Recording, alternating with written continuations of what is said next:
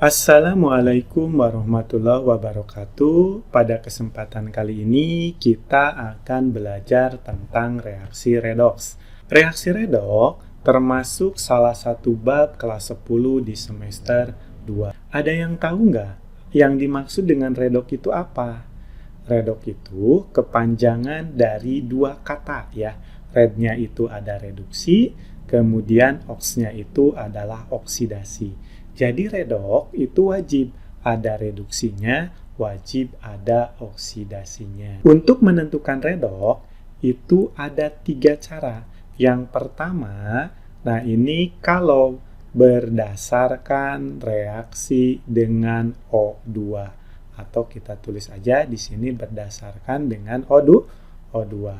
Nah, kalau berdasarkan dengan O2, nah tadi kan redoks itu terdiri dari apa aja? Terdiri dari reduksi gitu ya.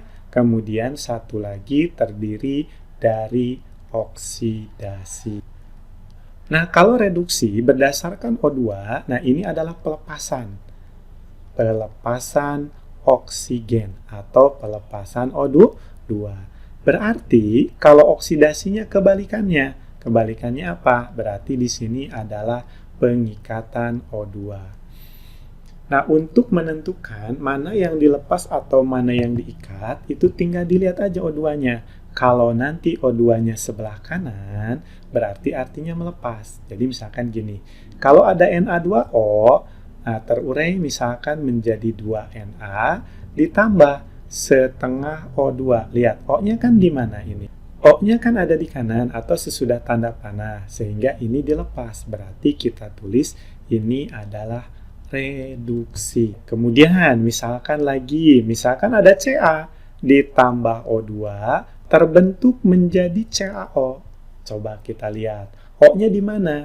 Di sebelum tanda panah atau di kiri. Sehingga kita sebut ini adalah oksidasi.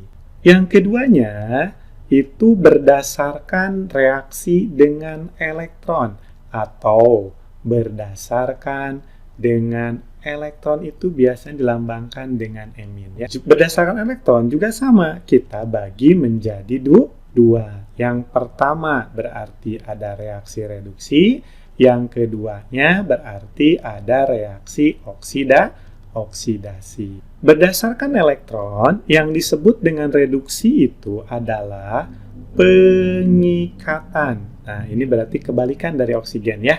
Ini mah pengikatan emin, berarti oksidasinya itu adalah pelepasan elektron atau pelepasan emin. Kita ambil contoh. Misalkan di sini ada Ca2+ ditambah 2 emin terbentuk menjadi Ca. Kita lihat elektronnya di sebelah mana. Kebetulan elektronnya ada di sebelah kiri atau sebelum tanda panah. Sehingga ini artinya pengikatan. Sehingga, nah ini disebut sebagai reaksi reduksi. Misalkan di sini ada Na, nah menjadi Na+ ditambah emin. Lihat elektronnya di mana? Ini di kanan, berarti mengalami pelepasan. Sehingga disebut sebagai oksidasi. Yang ketiganya berdasarkan Biloch. Berdasarkan apa? Berdasarkan Biloch. Ada yang tahu nggak Biloch itu apa? Biloch itu kepanjangan dari bilangan oksidasi. Nah, kalau berdasarkan Biloch, yang disebut dengan reaksi reduksi, nah ini kalau mengalami penurunan Biloch. Sedangkan yang disebut dengan oksidasinya, nah ini berarti kebalikannya. Berarti apa? Mengalami kenaikan Biloch atau bilangan oksidasi. Nah, sebelum kita menentukan reaksi oksidasi atau reduksinya berdasarkan Biloch, kita harus bisa dulu menentukan Biloch itu nilainya berapa. Sehingga kita perlu yang disebut dengan aturan Biloch. Aturan yang pertama Ini kalau menemukan unsur bebas atau berarti unsur ya yang sendirian. Itu nanti bilognya akan sama dengan 0. Misalkan kalau ada Na, misalkan kalau ada Ca, Cl2, O2, nah ini berarti semuanya bilognya sama dengan 0. Yang kedua, itu kalau misalkan ada ion. Nah, kalau ada ion, ini bilognya sama dengan muatan. Contohnya, misalkan di sini ada Fe2+, lihat muatannya berapa? Muatannya kan +2, artinya bilognya juga sama +2. Misalkan ada Cl-, muatannya kan -1, berarti di sini bilognya -1. Aturan yang ketiga, nah kalau ada unsur dalam senyawa. Oke, kalian mungkin tahu ya, beda unsur dengan senyawa itu apa? Kalau unsur mah sendiri, kalau senyawanya gabungan dari unsur-unsur. Nah, kalau ada unsur dalam senyawa, aturan yang pertama, kalau misalkan nemukan unsur golongan 1A, nah ini bilognya positif 1. Kalau misalkan nemukan unsur golongan 2A, bilognya +2. Kalau misalkan nemukan unsur golongan 3A, ini bilognya positif 3. Masih ingat nggak? Unsur-unsur golongan 1A itu apa aja? Nah, itu kan mulainya dari H ya, tapi yang ini kita mulainya dari Li. Li, kemudian Na, kemudian K, Rb, Cs, Fr. Atau boleh diinikan jadi Haji, Lina, kawin, Robi, CS, frustasi. Sedangkan kalau golongan 2, nah itu beli, mangga, campur, sirsak, bawa, rambutan. Sedangkan kalau golongan 3, nah ini tinggal dibaca aja ya, bal, ga, in, tel. Yang keduanya, itu kalau nemukan F atau unsur F ya, ini pasti bilognya sama dengan negatif 1. Oke, kemudian yang ketiganya itu kalau nemukan hidrogen, bilognya adalah +1. Nah, kemudian kalau yang keempat, kalau nemukan oksigen, bilognya negatif 2. Yang kelimanya atau yang terakhir dalam aturan yang ketiga, nah itu kalau misalkan nemukan golongan 6A, ini adalah negatif 2, sedangkan kalau nemukan golongan 7A, nah ini adalah negatif 1. Untuk aturan yang terakhir, nah ini penjumlahan bilog unsur-unsur, penjumlahan bilog unsur-unsur dalam senyawa, nah, unsur-unsur dalam senyawa sama dengan muatannya. Untuk penggunaan aturan unsur dalam senyawa, nah ini nanti sesuai dengan prioritasnya gitu ya. Jadi artinya golongan 1, golongan 2 sampai ke F itu tidak akan pernah berubah. Sedangkan hidrogen itu mungkin berubah kalau gabung dengan golongan 1. Oksigen juga mungkin berubah kalau gabung dengan golongan 1 atau dengan hidrogen.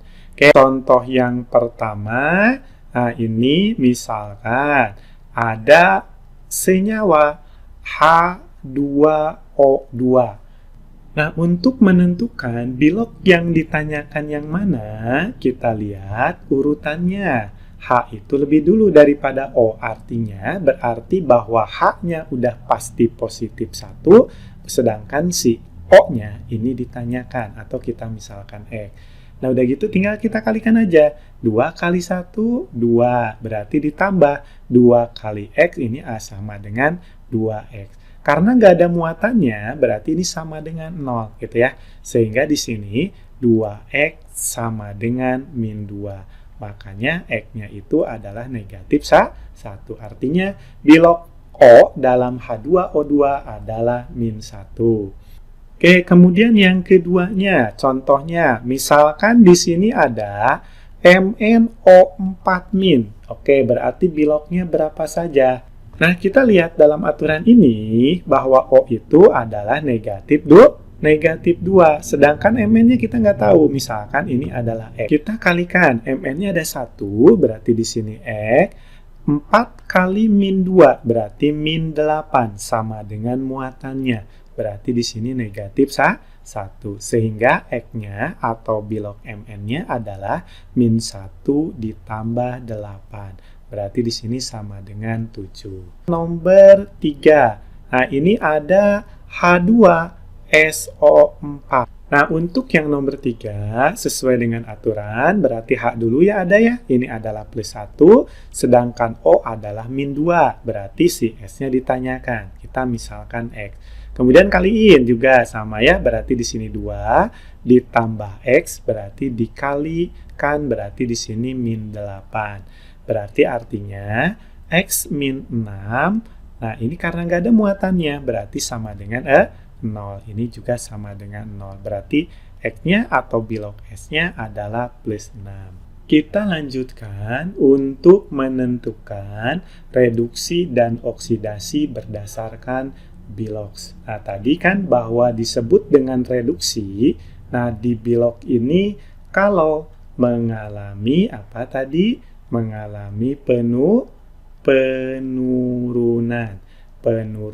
dari biloks atau bilangan oksidasi. Sedangkan, nah kalau yang disebut dengan oksidasi, nah ini kalau kebalikannya ya, berarti ini mah kalau mengalami kenaikan dari biloks atau bilangan oksidasi. Kita ambil contoh. Nah, misalkan di sini ada MnO4-, kemudian ditambahkan dengan H+, kemudian ditambahkan dengan Cl-, terbentuk menjadi Mn2+, ditambah H2O ditambah Cl2. Mana yang termasuk reduksi, mana yang termasuk oksidasi? Langkah pertama, tentukan biloknya dulu. Ya, O itu kan tadi sesuai aturan, ini adalah negatif 2. Kalau kita kalikan, ini jadi min 8. Supaya sama dengan muatannya, ini min 1 ya. Berarti di sini akan dapat Mn-nya positif 7. Kalau H+, karena ini sendiri dan ada muatannya, berarti di sini langsung aja plus 1. Kemudian untuk Cl-, karena di sini juga ada min 1 ya muatannya, berarti ini adalah min 1 juga. Mn2+ sendirian, ada muatannya, berarti positif 2. Kalau H2O, H-nya itu plus 1, O-nya min 2. Sedangkan kalau Cl2, ini sendirian, berarti 0. Terus kita lihat unsur yang mengalami kenaikan dan penurunan bilok yang mana aja. Yang pertama itu adalah Mn. Asalnya plus 7 menjadi plus 2. Berarti mengalami apa? Mengalami penurunan. Berarti kalau mengalami penurunan, ini termasuk reaksi reduksi. Kemudian Cl-, nah lihat Cl dengan Cl itu kan asalnya min 1 menjadi 0. Berarti ini mah mengalami kenaikan. Kalau mengalami kenaikan, berarti di sini termasuk reaksi oksidasi. Nah, selanjutnya, nah ini nanti biasanya yang ditanyakan itu ada istilah reduktor, kemudian satu lagi ada istilah oksidator. Yang disebut dengan reduktor yang mana? Yang mengalami reaksi oksidasi. Jadi kebalik ya, kalau reduktor itu yang mengalami oksidasi, berarti ini adalah Cl-. Nah, sedangkan oksidator berarti yang mengalami reaksi reduksi atau yang menyebabkan reaksi reduksi. Berarti di sini adalah MnO4-. Nah, kemudian, dua lagi yang biasanya ditanyakan, itu adalah hasil oksidasinya, kemudian satu lagi adalah hasil reduksinya. Berarti hasil oksidasinya mana? Ini mah sesuai ya. Kalau oksidasi, kalau reduksi juga reduksi. Berarti yang oksidasinya itu adalah Cl2, kalau yang reduksinya berarti di sini Mn2+. Untuk pembelajaran tentang reaksi reduksi dan oksidasi atau reaksi redoks dicukupkan sekian. Nah, untuk memperdalamnya nanti akan saya share lagi itu video untuk pembahasan soal-soal reduksi. Kalau misalkan kalian suka dengan video ini, like dan share ke rekan-rekan kalian. Kalau tidak suka, boleh di-unlike. Assalamualaikum warahmatullahi wabarakatuh.